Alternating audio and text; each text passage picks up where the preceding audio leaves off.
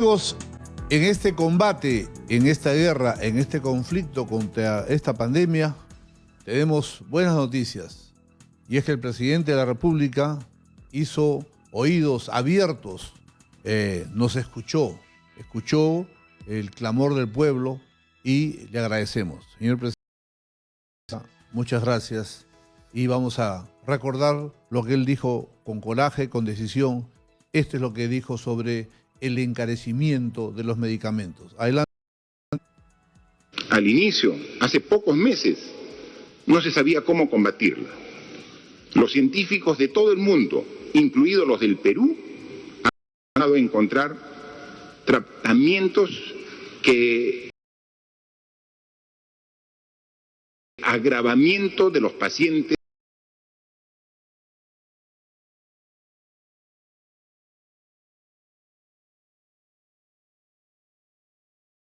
diferentes tratamientos y han podido cómo se trata esa enfermedad de el COVID ahora.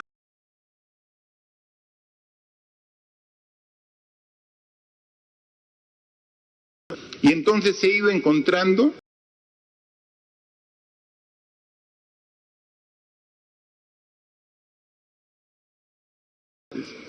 pero desde que comienzan a aplicarse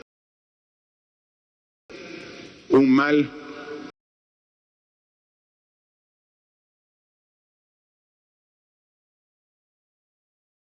comienzan a subir de precio los medicamentos, queriendo a la gracia del país por la que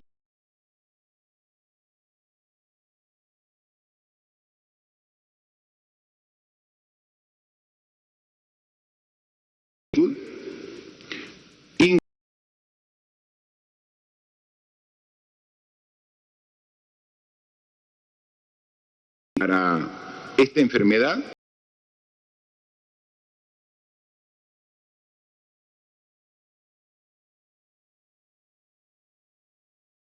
estén en la lista, podamos nosotros asegurar de que estos medicamentos puedan llegar.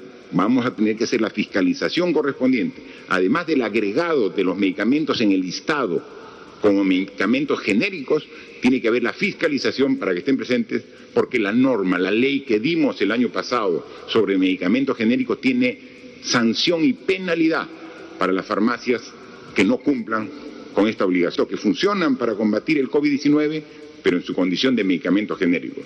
Pero no es lo único.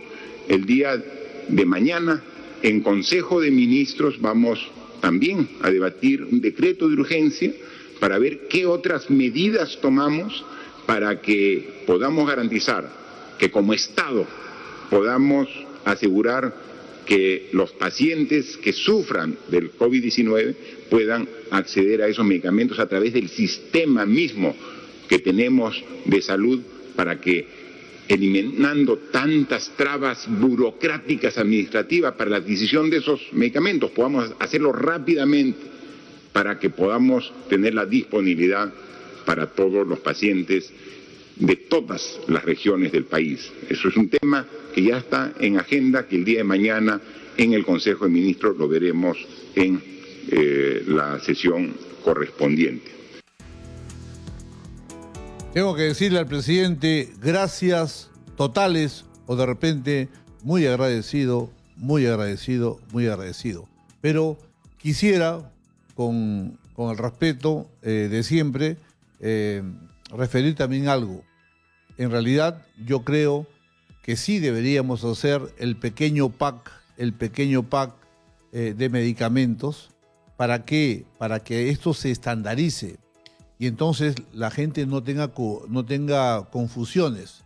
Recordemos que en nuestro hermoso país se hablan muchas lenguas, ¿no? Ayanincas, aymaras, quechuas, el castellano obviamente, y al tener estos medicamentos nos vamos a asegurar de que la lucha contra el coronavirus sea más eficaz. ¿Por qué? Porque muchas veces las personas cuando van a una botica, y eso yo lo conozco muy de cerca, como las personas no tienen el conocimiento de cuál medicamento es el más importante, muchas veces la gente va a las boticas, a las farmacias, con la platita justa. Y ellos no compran muchas veces todas las pastillas porque no le alcanza la plata. Así es la realidad del país. Y a veces compra el medicamento más barato y no se cura, ¿no? O toma el medicamento en forma incompleta porque no le alcanza y trata de decir, bueno, mañana juntaré. Pero si es que nosotros realmente hacemos el esfuerzo total, ya que el presidente ha tomado una determinación muy clara, y además también ayer hablamos con el congresista Daniel Urresti, y él se ha comprometido que el día viernes lo vamos a llamar porque el Congreso también, en esta misma línea, se ha puesto del lado del pueblo. Estamos muy contentos, muy satisfechos, y eso nos alegra, nos estimula, porque sabemos que la lucha ya no es solamente de unos pocos, sino es que todos estamos luchando por este hermoso país que es de todos nosotros. Y entonces yo decía que si hacemos un pack o paquetito, como quieran ustedes llamarlo, y en ese paquetito ponemos los medicamentos, y esos medicamentos están en todos lados, entonces el paciente los puede adquirir y ya sabe que ahí está la base, ¿no? Ya está la base de su tratamiento. Así, ojalá que la acitromicina ya no escasee, sino esté a disposición de todos en la cantidad suficiente, porque si las personas toman 1, 2 o 3 pastillas, de repente pueden fracasar en el tratamiento.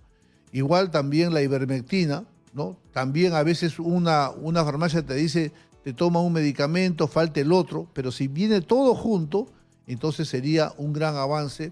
Y además que para evitar la especulación, porque seguramente muchos se van a querer seguir aprovechando, pero si es que te venden el paquetito y tú dejas allí tu nombre, ¿no? Y hoy día con la magia del internet rápidamente sabemos quiénes han adquirido su paquete, entonces esto ya no escasearía, ¿no? Porque obviamente, así como cuando tú vas a una farmacia y te dicen, tiene monedero fácil, tiene su ahorro, ¿no es cierto? Tienen todo. Te miran en la computadora y te hacen tu descuento, te dan tus bonos. Bueno, entonces, con mayor razón, vas a una botica, vamos a suponer allá en Yanganuco, yo voy a una botica de Yanganuco y digo, aló, señor, un pack para el COVID, ¿no? Nombre, Armando Macé Fernández. Allá, muy bien, acá está, ya está, ok, ya compré mi paquetito, ¿no? Ya no puedo dobletear, ya no puedo darle vueltas a ese medicamento para perjudicar a otro y yo ganar algo de dinero. Así que esto sería una gran ventaja. Creo que el Perú ha ganado, creo que ojalá ahora que esto se cumpla.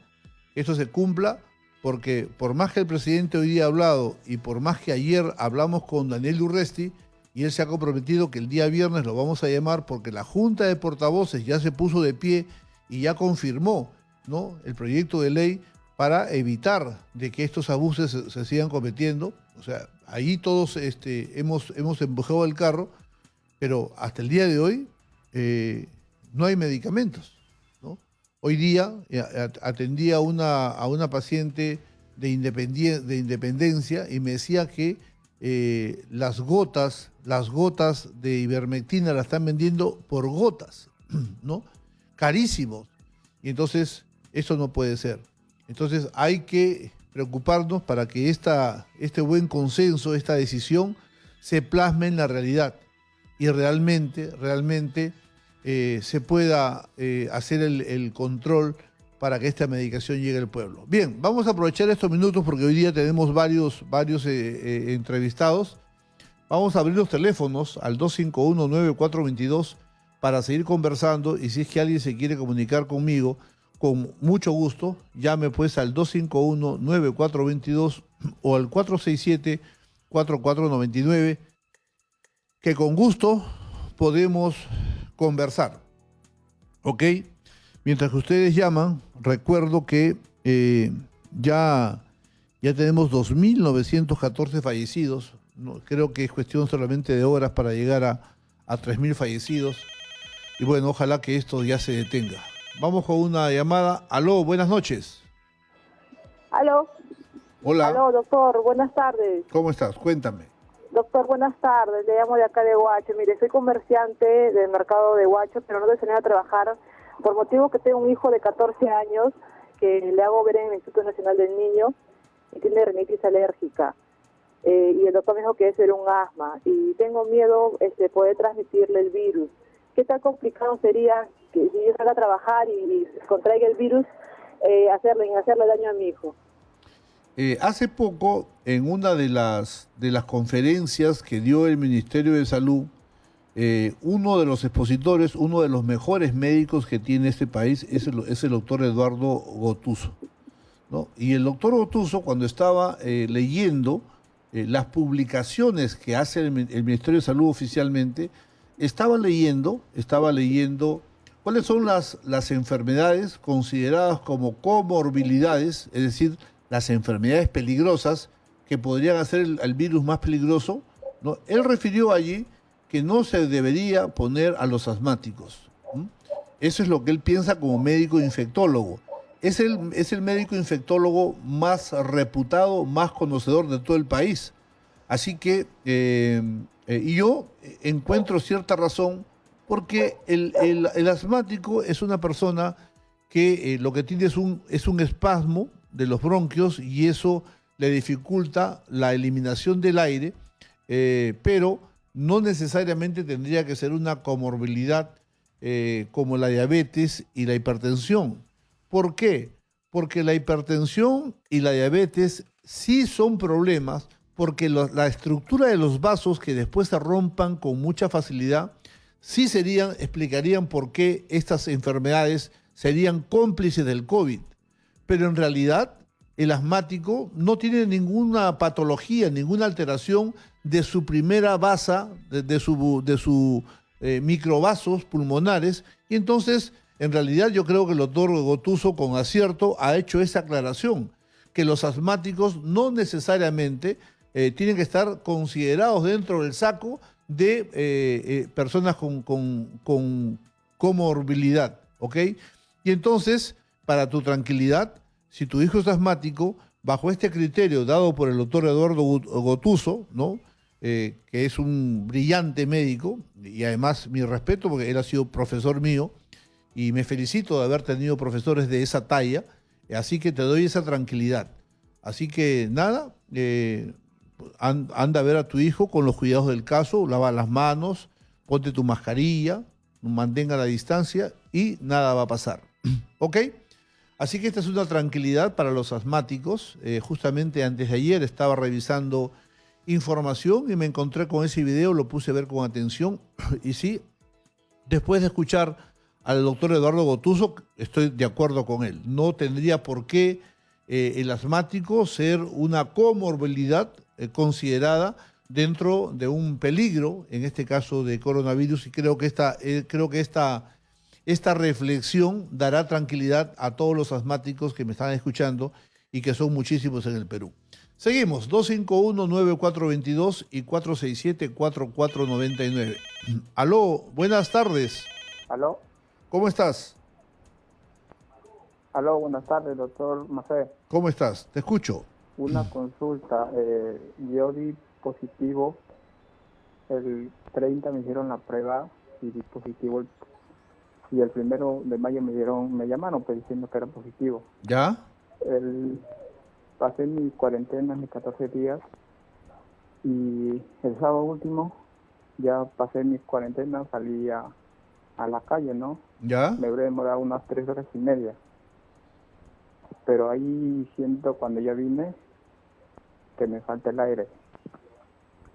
Y cuando hablo rápido también me falta el aire. No sé a qué se deberá. ¿Cuántos años tienes tú? Yo tengo 29, voy a cumplir. 29. ¿Y eres gordo o flaco? No, yo hago ejercicio, más bien cuando hago ejercicio más bien también así como que me falta el aire, pues he dejado de hacer. Ya. Cuando te dio a ti la enfermedad, ¿qué tipo de síntomas tuviste? Serle sincero, yo no he sentido muchos síntomas. Poco. Ya. No he tenido, Okay. No he tenido fiebre, no he tenido Okay. dolor de hueso, no he tenido nada, solo me dijeron eres positivo Pasa Ok. cuarentena 14 días nada más, me dijeron. ¿Y qué medicamentos has tomado? Allá, doctor, como lo paro viendo, he tomado el paracetamol y la claritromicina. Ya, ok. Ahora te voy a... Doctor, pero una Sí, consulta, disculpe, por rato siento que me ronca el pecho. Yo he sido de niño he usado inhalador, ya, pero ahora ya no sé si se verá que debería de no usar o no. O no ya. sé por qué esa dificultad de aire. Mira, ¿cómo te llamas? Yo me llamo Miguel. Ya, mira, Miguel, te agradezco haber llamado y te agradezco haber hecho esa pregunta, porque ahora que te voy a contestar, muchos peruanos van a encontrar una tranquilidad. Ya, puedes cortar y ahora escucha lo que te voy a explicar. ¿Ok?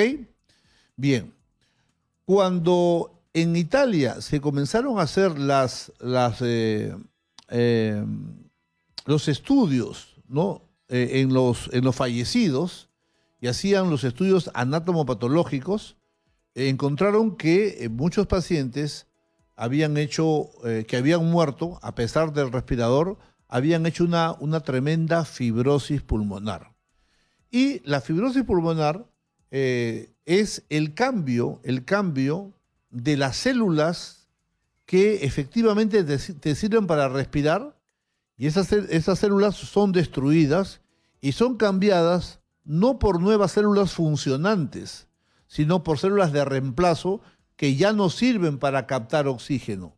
Y por eso se llama fibrosis, porque en lugar de tener un epitelio bonito como unos cuadraditos que permiten que pase y salga el oxígeno, es cambiado por un tejido como si fuese una soga, una soguilla, ¿no?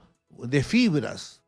Entonces, el pulmón con esa fibrosis pierde su elasticidad y entonces pierde su funcionalidad y entonces ese pulmón se vuelve fibrótico y ya no sirve.